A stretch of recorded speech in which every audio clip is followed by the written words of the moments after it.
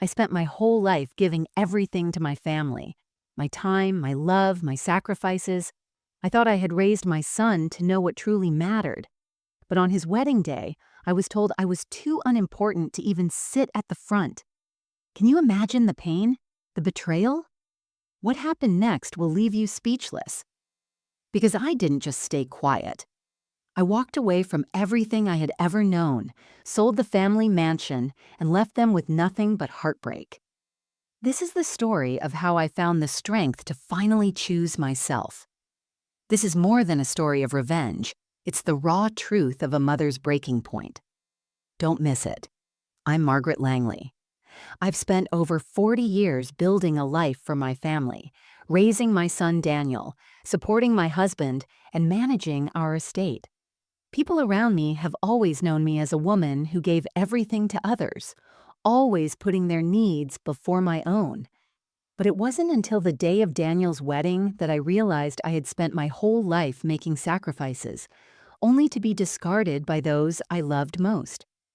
The morning of Daniel's wedding was cold, the kind of chill that seeps into your bones, no matter how many layers you put on. But that wasn't the thing that unsettled me. No, what made my heart beat a little faster was the knot in my stomach as I dressed for the occasion. My dress was a deep shade of emerald, the one I had chosen with care, knowing it would match the season perfectly. I had spent hours getting my hair done, curling it just right, and carefully selecting a necklace Daniel had bought me years ago. As I looked at myself in the mirror, I tried to remember the woman I used to be. The one who wasn't just Daniel's mother, but someone who had dreams, who mattered in her own right. I don't know when I started losing her. Maybe it was the moment I became the giver, always the one to provide, to care for everyone else. Maybe it was the years of long shifts at the hospital or the days spent running errands, making sure Daniel had everything he needed. Somewhere along the way, I stopped remembering that I was more than just a vessel for their needs. And so, when Daniel asked me to come to the wedding, my heart swelled with pride. Of course, I would be there. It was his day, and I wanted to be by his side to witness the new chapter of his life. What I didn't know, what I couldn't have predicted, was how I would be treated that day. The wedding venue was grand, a beautiful barn that Daniel and Emily had picked out, complete with chandeliers and antique whiskey barrels. It was everything they had ever dreamed of, or at least, everything Emily had dreamed of.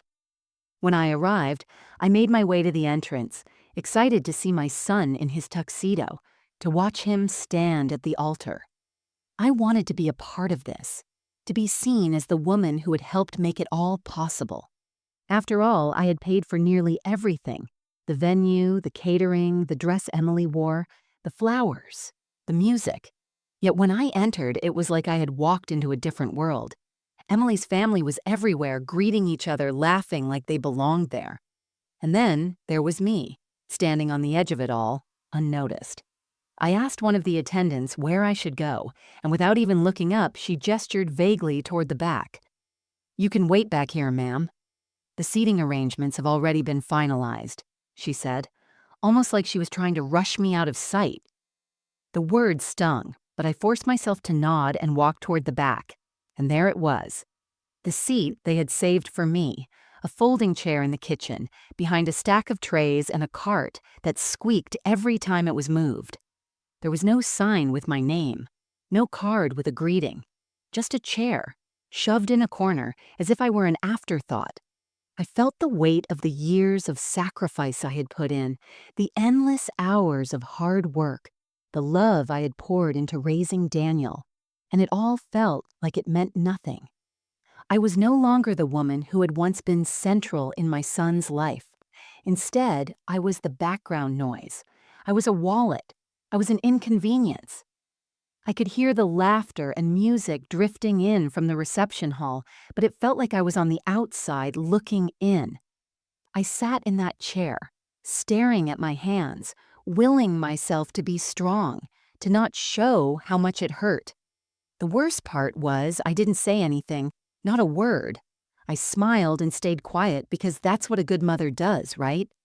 She doesn't ruin the day. She doesn't make a scene. She just smiles and swallows the pain. For a moment, I thought about leaving, walking out of the barn and never looking back. But then I saw Daniel. He was standing at the front of the room, adjusting his cufflinks, smiling widely. He didn't even glance in my direction. My heart ached as I watched him, remembering the boy who used to run to me when he needed comfort, the child who once called me his everything. But now, he had his own world, and I was no longer a part of it. I thought about the years I had spent raising him, working 2 jobs to make sure he had everything he needed. How many nights had I stayed up late, worrying about him? How many sacrifices had I made to make sure he had the best life possible? And yet, here I was, banished to the kitchen, forgotten. It wasn't just the chair or the seat at the back of the room. It wasn't just the cold food on my plate or the awkward silence that surrounded me. It was the realization that, in his eyes, I had become invisible. The woman who had given him everything, who had built her entire life around him, was now nothing more than a shadow in the background. The idea that this day, this monumental day in his life, had been orchestrated without any consideration for me, the woman who made it all possible, shattered something inside me. I stayed there, watching through the swinging kitchen doors as Daniel and Emily danced their first dance, the music filling the air. I was so far removed from their world, so far removed from their happiness. It wasn't just a physical distance, it was an emotional one too. As I watched him twirl his new bride under the soft gold light, a quiet anger began to simmer inside me. They had done this. They had planned this. This wasn't an accident, not a mistake. Emily had orchestrated this exclusion, and Daniel had let it happen. The pain was overwhelming, but somewhere, deep inside, something shifted. The anger I had been holding back began to bubble to the surface. For the first time, I understood. I had spent so many years sacrificing for others, for Daniel, for the family, that I had forgotten who I was. I had lost myself in being the good mother, the one who always put everyone else first. But now I was done. I wasn't going to let them erase me any longer, and in that moment I made a decision. It wasn't a big dramatic gesture. It wasn't about confronting them or causing a scene. It was quieter than that. It was about taking back control, and so I did. I smiled, stayed quiet, and made the call. I don't think I could have fully understood what I was feeling in that moment if I tried. The pain, the humiliation, the anger, it all tangled inside me, swirling into a kind of numbness. I knew I wasn't going to cry, not here, not today. But something had shifted inside me. A quiet, steady shift that had been building for years but was finally coming to the surface. I sat there for what felt like hours, pretending to enjoy the plate of untouched food before me. The scent of marinara sauce and garlic still lingered in the air, but the heat from the kitchen only added to the suffocating atmosphere. I was trying to hold it together, but deep down, I knew I had reached a breaking point. I hadn't even realized when the last of the guests began to leave, their laughter fading into the night. The music had stopped, and the room had quieted. The wedding was over, but the weight of what had happened still pressed against me. It was a strange thing, sitting there in that kitchen, feeling so invisible in a room full of people who were supposed to be my family. But then it hit me. This wasn't my world anymore. Not really. I had spent so many years being the silent provider, the quiet one who didn't make waves, who didn't ask for anything in return. I had convinced myself that being selfless was the right thing to do. I had built this life on that belief, but what had it gotten me? A folding chair in the back of a barn, ignored by the people I had given everything for. I couldn't do this anymore. The quiet realization hit like a wave. I was done being the afterthought, done being the woman who sacrificed everything for others, only to be tossed aside when it no longer suited them. I wasn't going to sit quietly any longer. I was going to take back what was mine. Not out of spite, not out of revenge, but because I deserved it. I glanced at my phone. The messages from Daniel and Emily had already started piling up. Texts asking where I was, wondering why I hadn't returned any calls. I could hear the quiet buzz of my phone across the table, but I didn't touch it. I wasn't ready to face them yet. Not until I had done something. I stood up slowly, my legs shaky from sitting too long, and I walked out of the kitchen. My heels clicked against the wooden floor, the noise almost deafening in the empty space. I felt like I was walking into a new life. Maybe it was the exhaustion from the day, or maybe it was something deeper, something that had been building in me for years. Either way, I wasn't the same woman who had walked into this wedding. Not anymore. I found a quiet corner away from the chaos, and I pulled out my phone. The silence between my decisions felt heavy, as though every word I was about to say would alter everything. I had to be calm. I couldn't afford to let my emotions dictate my actions anymore. I'd spent my whole life letting others take the lead. Now it was time for me to take control. I opened my contacts and dialed the catering manager, the same man who had greeted me earlier with a forced smile, the one who had seated me in the back like I didn't belong. "Hello," he answered, sounding too cheerful, too unaware of the storm that had been building. "Hi, this is Margaret Langley," I said, my voice steady, but there was an edge to it. "I need to cancel the remaining services for the evening, specifically the second shift of the bartenders and the dessert setup for tomorrow's brunch. There's no need for it." There was a long pause, and I could practically hear him gulping. Ma'am, that's really last minute. Are you sure?" "I'm sure," I replied, cutting him off. "Please ensure that everything is canceled." "Thank you." I hung up before he could say anything else. The first call was done. There was no turning back now. I didn't wait to catch my breath. I moved quickly, dialed the next number. The band. I had made arrangements with them for the evening's entertainment, but the idea of listening to their music, to all the joy and celebration that was being stolen from me, felt too much to bear. "Hi, this is Margaret Langley," I said when the band's manager answered. "I'm calling to cancel the second set. There's been a change in the schedule and we won't be needing it. Please process the remaining payment as agreed, and don't bother setting up the final performance." The manager hesitated before replying, "But the band's already here. We're set up for the next set. Are you sure you want to cancel now?" "I'm sure," I said, my voice unwavering. "Please take care of it." I didn't wait for a response. I hung up the phone and exhaled slowly, feeling the weight of my decisions settling into my bones. There was no turning back now, but I wasn't looking for a way out. I wasn't ashamed anymore. I was taking back my life, one quiet call at a time. The final call was to the florist. The flowers for tomorrow's brunch had been ordered well in advance, and they were one of the last things Daniel and Emily had insisted on. They were supposed to be the centerpiece of the day, but I knew that it was time to stop giving, time to stop making everything work for their vision when mine had been ignored. "Hi, this is Margaret Langley. I need to cancel the flower delivery for tomorrow. The remaining balance is being withheld," I said firmly. The florist didn't hesitate. "Understood, ma'am. We'll cancel the delivery. Thank you for letting us know." I disconnected the call, feeling oddly satisfied. It wasn't about the money. It wasn't about making a statement. It was about standing up for myself. In that moment, I wasn't just the woman who had funded their fairy tale. I was the one who could decide what happened next. I wasn't going to let them erase me anymore. I didn't even check my phone. I didn't need to. The silence of the moment, the stillness that surrounded me, told me everything I needed to know. I had made the calls. I had taken control. And for the first time in years, I felt a sense of power, of ownership over something that belonged to me. As the night wore on, the wedding continued without me. The laughter, the clinking of glasses, the soft hum of music, all of it faded into the background. I had made my choices, and they were mine alone.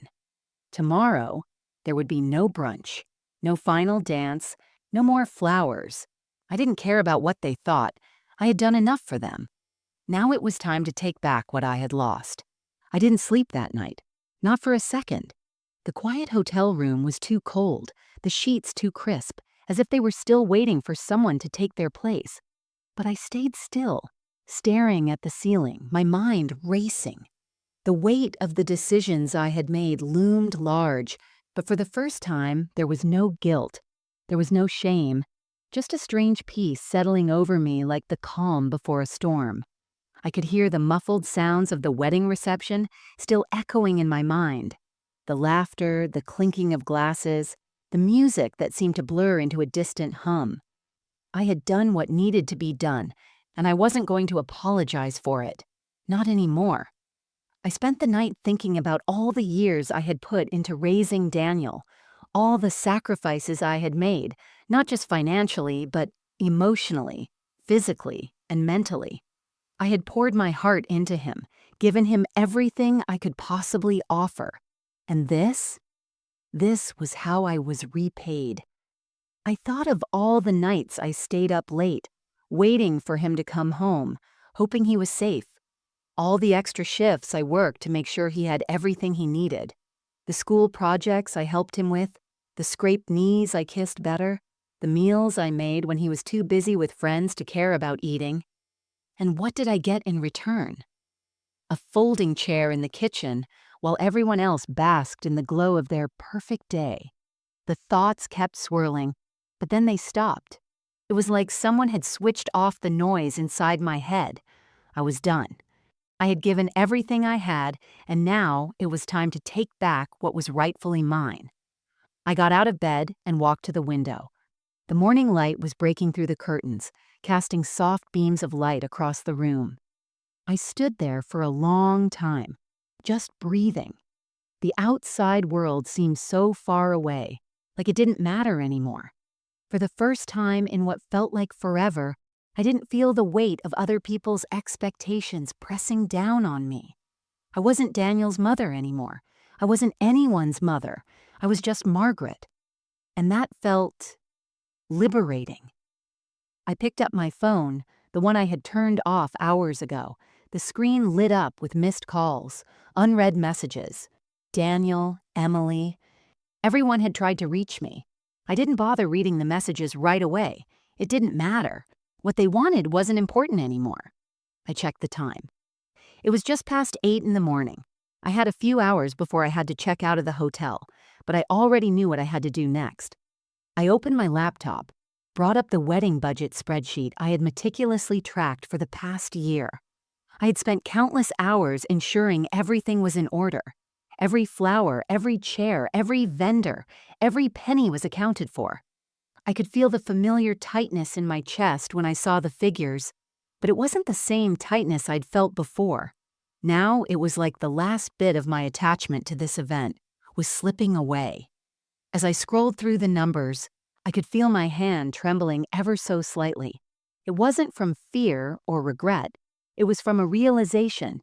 This was my last step, the final move, the piece I needed to remove from their perfect little puzzle. I opened the payment details.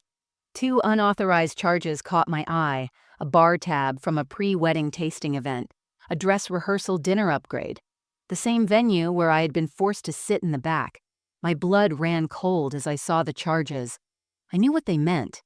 Emily had used my card without asking for these expenses. It wasn't just a mistake.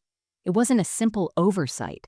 It was a deliberate action, an assumption that I would pick up the tab, no questions asked.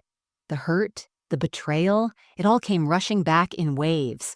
My chest tightened and I swallowed hard. The realization stung, but in some strange way, it gave me the final clarity I needed. This wasn't just about the wedding. It was about everything. About how I had been treated for years. How they saw me. Not as a person, but as a source of money. A means to an end. I closed my laptop and sat back in the chair. The room was quiet. Too quiet. As if the world outside was waiting for me to make the next move.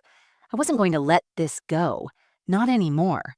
I picked up my phone and began drafting emails to the vendors. The florist, the band, the bar service. Each message was simple, professional, and firm. I didn't need to explain myself. I didn't owe them anything.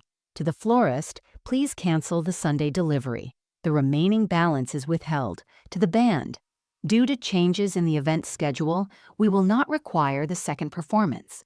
Please consider the matter closed. To the bar vendor, we are scaling back post-reception services. Please cancel the second shift. Do not process the remaining balance. I didn't second-guess myself. Each word I typed felt like a weight lifting off my shoulders. These were my decisions. I was taking control. I wasn't just a passive participant in their story anymore. When the last email was sent, I closed my phone and took a deep breath. The feeling of relief was overwhelming. It wasn't about the money. It wasn't about revenge. It was about reclaiming my life, my power, my dignity. I had done enough for them. Now I was going to do something for me. The wedding was over. The day was done. But this was just the beginning of something new, something for me. I didn't sleep that night, but I wasn't tired. I was wide awake, filled with a strange energy, like I had been reborn. Tomorrow I would pack my things, check out of the hotel, and go home. But I knew I wasn't going back to the life I had left behind. I was going to start something different, something that was just mine. And for the first time in a long time, I felt something I hadn't felt in years: freedom. The drive back home was strangely peaceful. The silence of the car, the low hum of the engine, it was all so much quieter than the noise I had left behind. I hadn't expected to feel so calm, but here I was, alone with my thoughts and a deep sense of clarity. There was no anger left, no rage, just an overwhelming feeling that I had done what was necessary. I had taken back my life, and I knew it wasn't going to be easy to rebuild, but I also knew it was the only way forward. I pulled into the driveway of the house I had shared with my late husband Michael and Daniel for years. The house that, for so long, had been the center of my world. A place where I had raised my son, where I had cooked meals, tended to his scraped knees, and made sure he never went without. It had been the symbol of our family, the foundation on which I had built everything. But now, as I parked and sat in the car for a moment longer than usual, I realized the house no longer felt like mine. The familiar landscape, the garden I had painstakingly cultivated, the windows that looked out onto our quiet street, it all seemed distant, almost foreign. It wasn't just the physical house that had changed. It was me. The woman who had poured so much of herself into this place, this family, was no longer the same. And perhaps the house had never truly been mine. I had built it for them. I had made it a home for Daniel. And now, it was just a building. Bricks, walls, and memories that had no place in my new reality. I walked through the front door, the familiar scent of old wood and lavender sachets greeting me. It was a smell I had grown up with, the same smell I had breathed in every day for years. I could almost see Daniel running through the halls, laughing, asking me for help with his homework or telling me about his day. But that was a long time ago. That boy was gone now, replaced by a man who had his own life, his own world, and I had no place in it anymore. The house was too quiet now. The rooms felt empty, the once warm walls now too silent. I wandered from room to room, my fingers trailing over the furniture I had carefully selected, the pictures that hung on the walls. Every piece of this home had been chosen with love. Every item was a reflection of the years I had spent building a life for my family. But it didn't feel like my life anymore. It felt like a museum, a place where memories of someone else's story were preserved, and I was merely a ghost walking through the remnants of what was. I walked into the kitchen, where I had spent so many hours preparing meals, making Daniel's favorite dishes, ensuring that everything was perfect for him. The kitchen had always been my domain, the heart of the house, where love was served on every plate. But now, it felt cold and uninviting. I reached for the coffee mug I had always used, the one that was chipped at the rim, a silent testament to the years I had spent here. I ran my fingers over the cracks, thinking about how I had patched up the broken parts of my life just like I had fixed that mug. But the cracks had only deepened. The repairs had never been enough, and now I could see them for what they were, unhealed wounds that had festered for far too long. I poured myself a cup of coffee, the warmth of the mug offering a momentary comfort. But it didn't last. The weight of everything I had learned over the past few days was too much to bear. The knowledge that Daniel wasn't even truly my son, at least not biologically, hung over me like a shadow, and I couldn't escape it.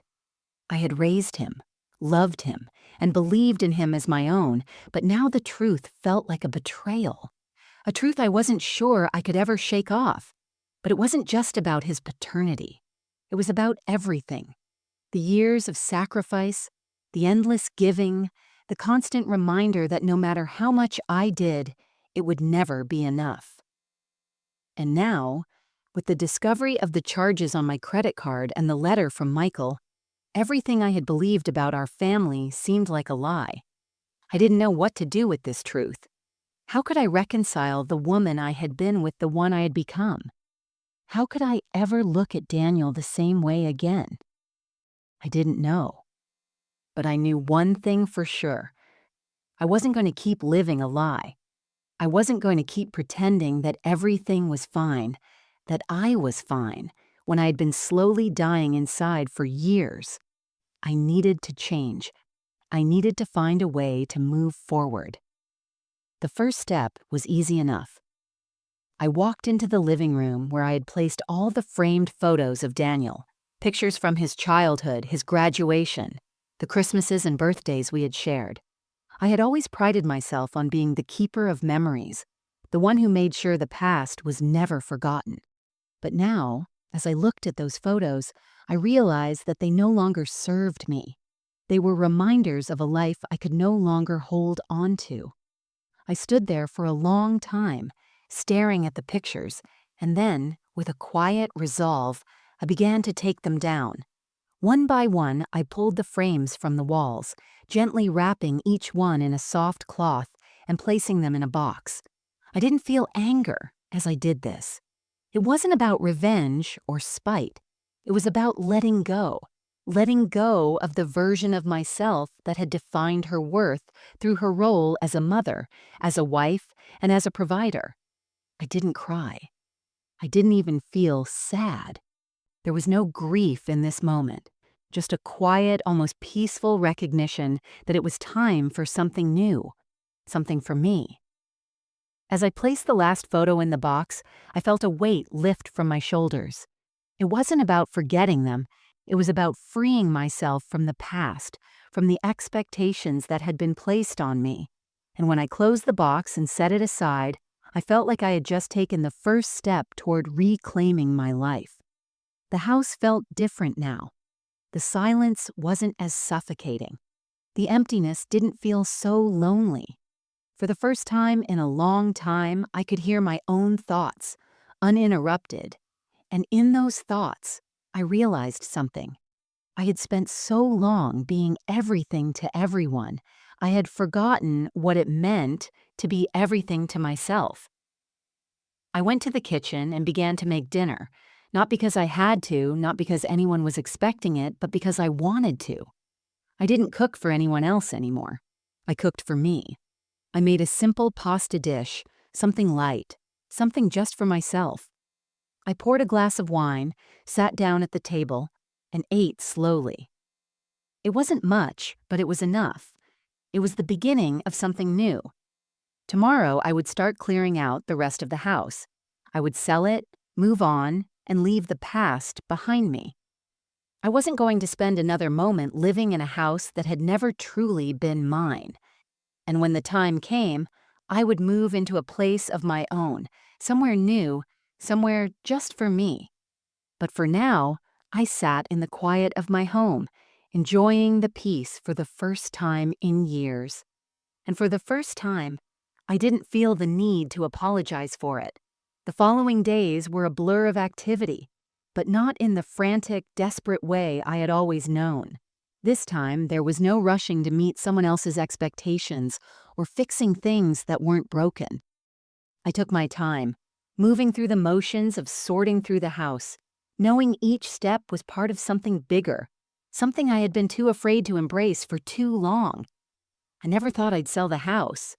It had been Daniel's childhood home, the place where he had learned to ride a bike, where we had celebrated birthdays and holidays, the place where Michael and I had spent years building a life. But now it was just a building. It held memories that didn't belong to me anymore. Memories of a woman I had once been but could no longer recognize. The idea of moving forward was liberating. I had lived in this house for nearly 3 decades, and it had been the center of my world. But now, it was a prison, a reminder of all the things I had done for others, a testament to my sacrifices that had gone unnoticed. I couldn't keep living in that space pretending that everything was fine when I knew it wasn't. It was time to let go. I listed the house for sale, the decision weighing heavily on my chest, but it wasn't the crushing weight of regret. No, it was the weight of freedom, the weight of finally doing something for myself. I didn't need this house anymore. I didn't need any of it. Once the house was on the market, I began to plan.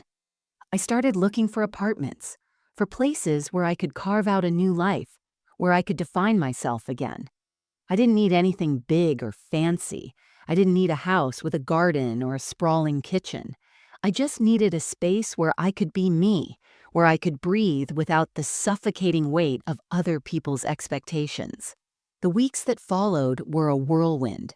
The house sold quickly, the buyers eager to turn it into their dream home.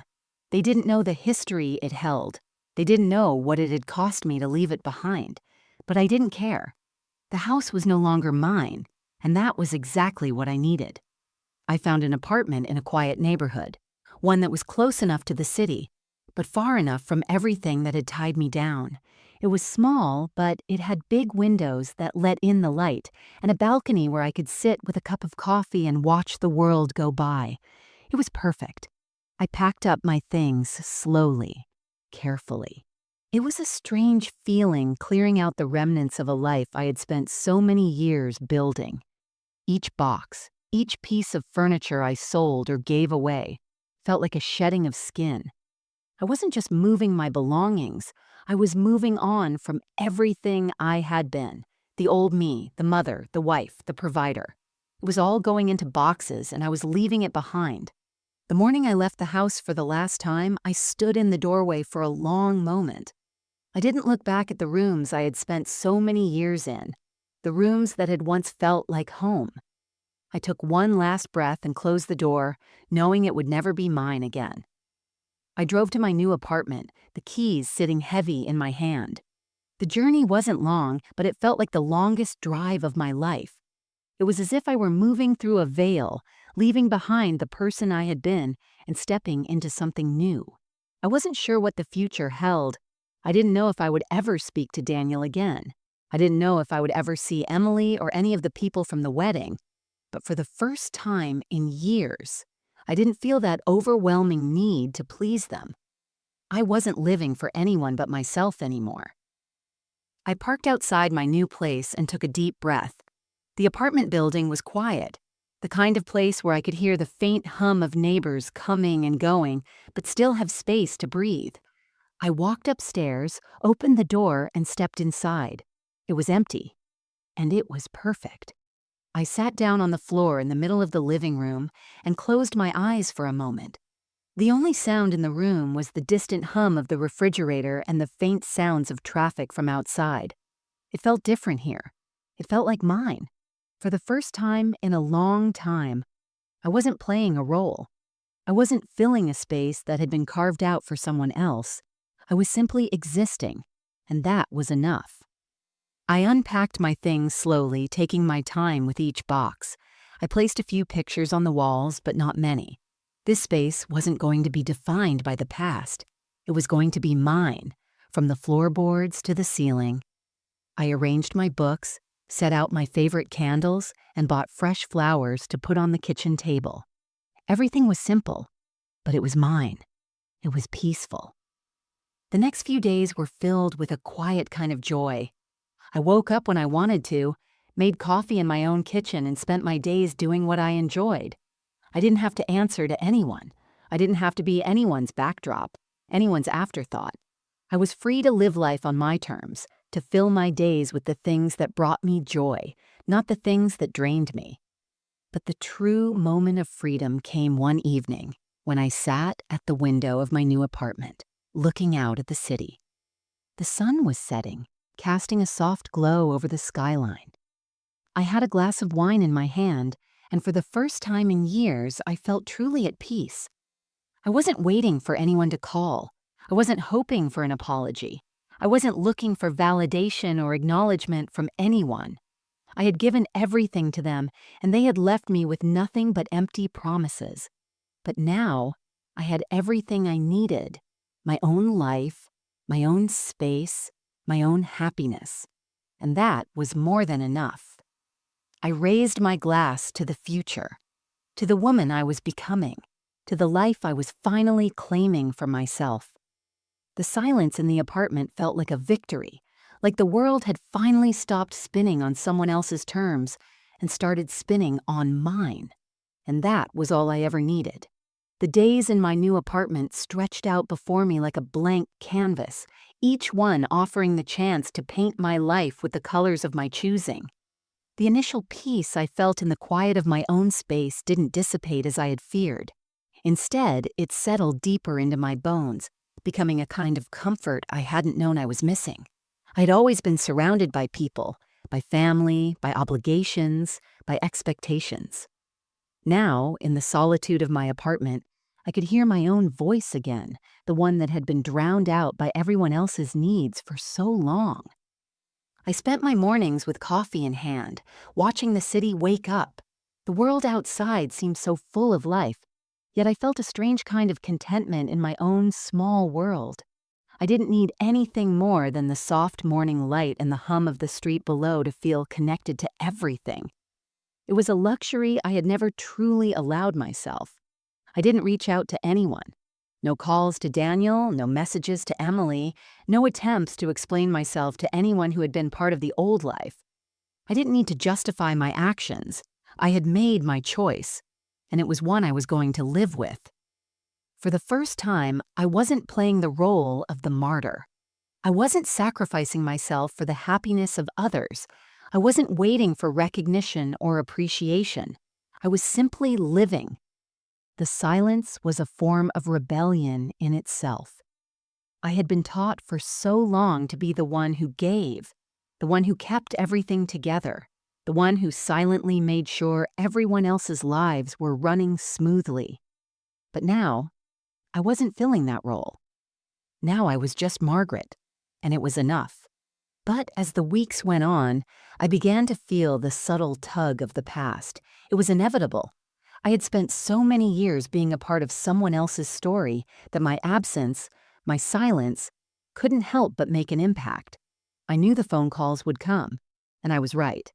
They started slowly at first, a missed call here, a voicemail there. It was Daniel. Of course, it was him. The first message I received came 2 days after I moved into the apartment.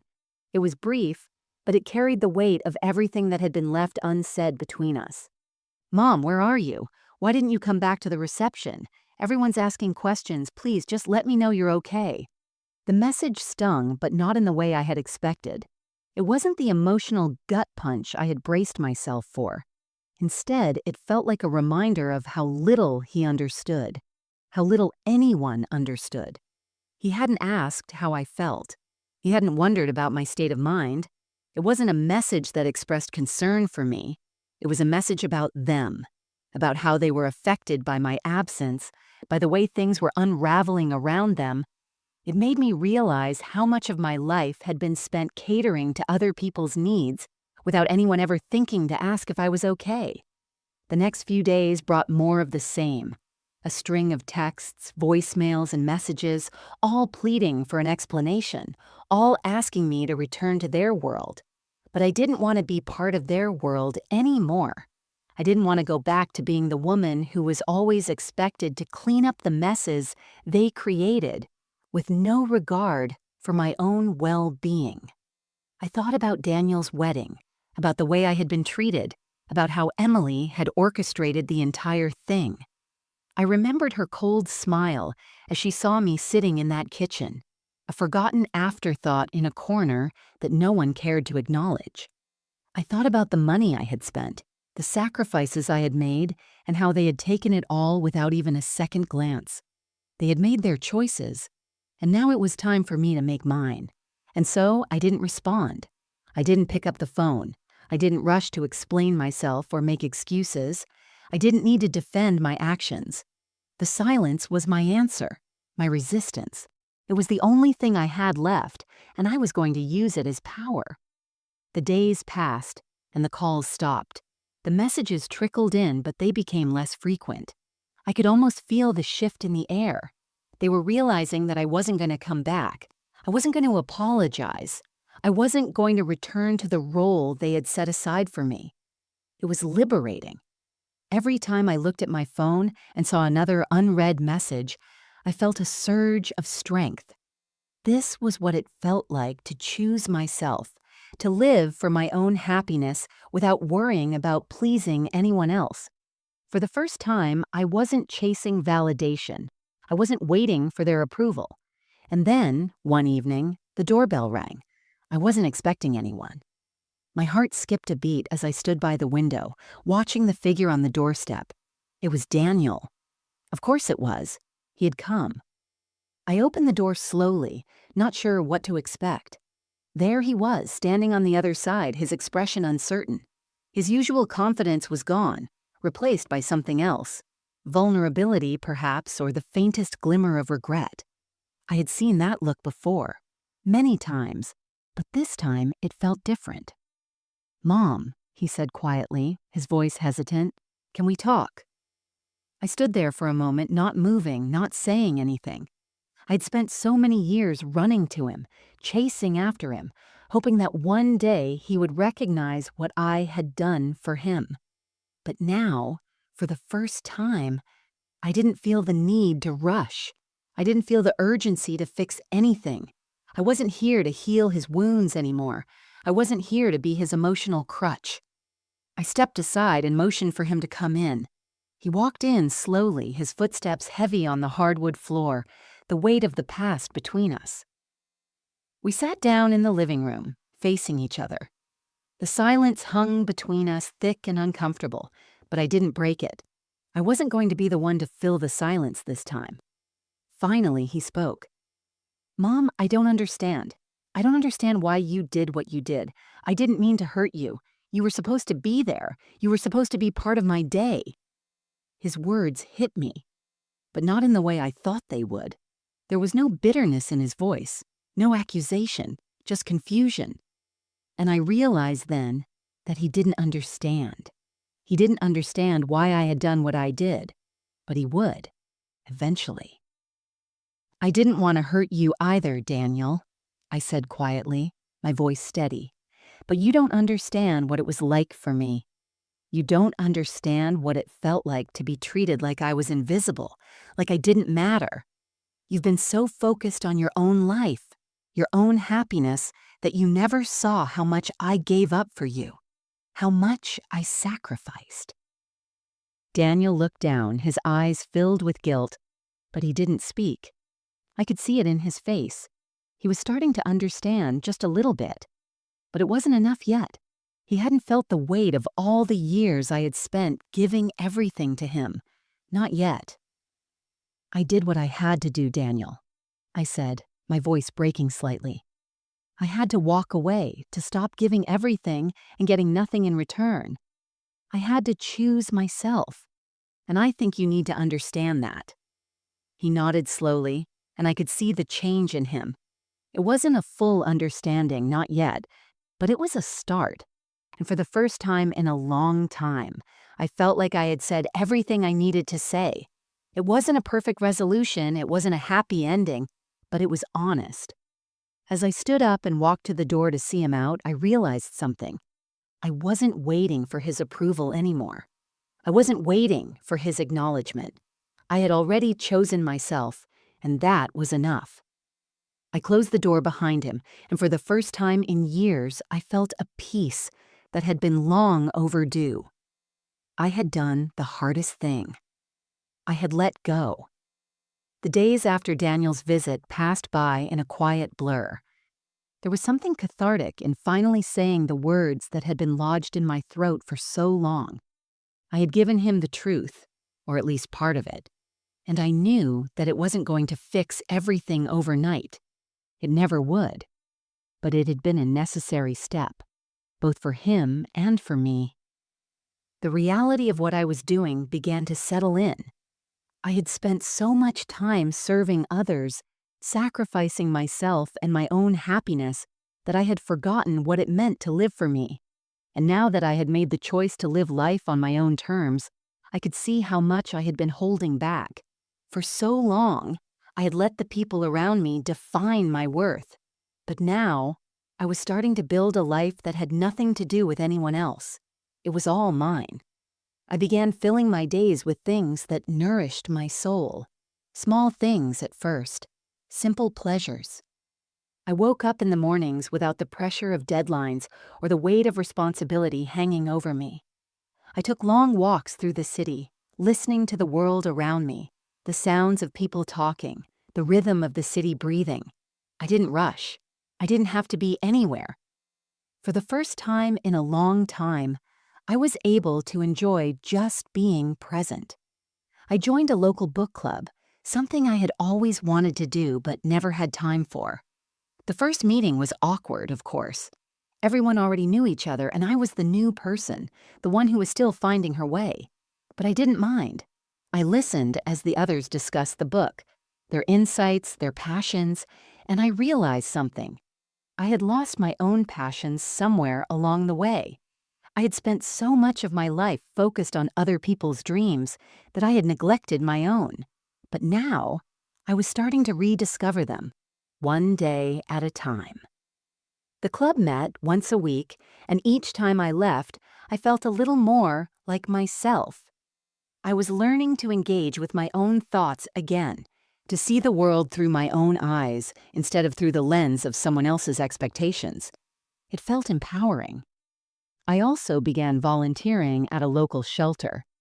It wasn't much, just a few hours a week, but it gave me a sense of purpose. I didn't need to be recognized for my efforts, but it was nice to feel like I was making a difference again, even if it was in a small way.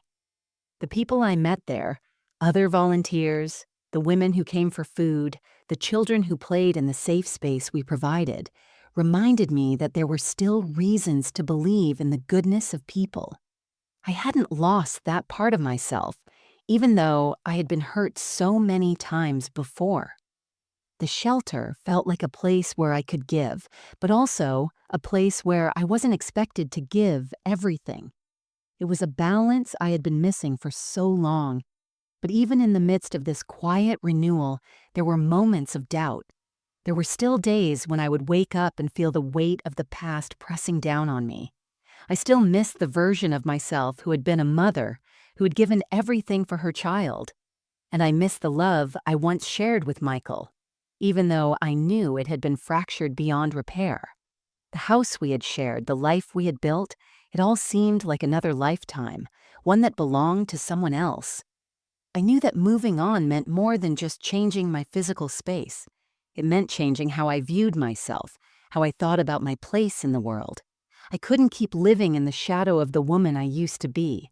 I had to accept the reality that my son wasn't the person I thought he was, and that I had to stop looking for the family I once had in the people who had left me behind. I found myself revisiting the letter my ex-husband had written me, the one where he had revealed Daniel's true paternity.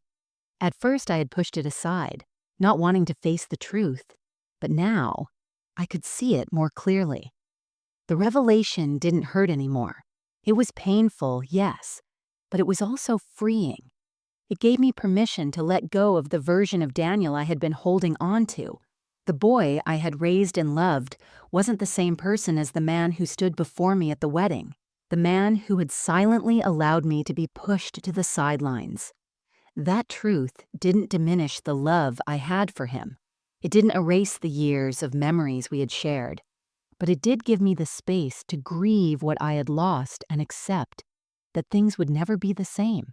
It gave me permission to stop holding on to an idealized version of our relationship that wasn't realistic anymore. I had to let go. Let go of the idea of the perfect family. Let go of the belief that love could fix everything. Let go of the guilt that had been eating me alive. And in that release, I found a new kind of strength, one I hadn't known was inside me. One evening, as I sat on my balcony with a cup of tea, watching the sun dip below the horizon, I realized how far I had come. The woman I had been, the one who had given everything without asking for anything in return, was no longer who I was.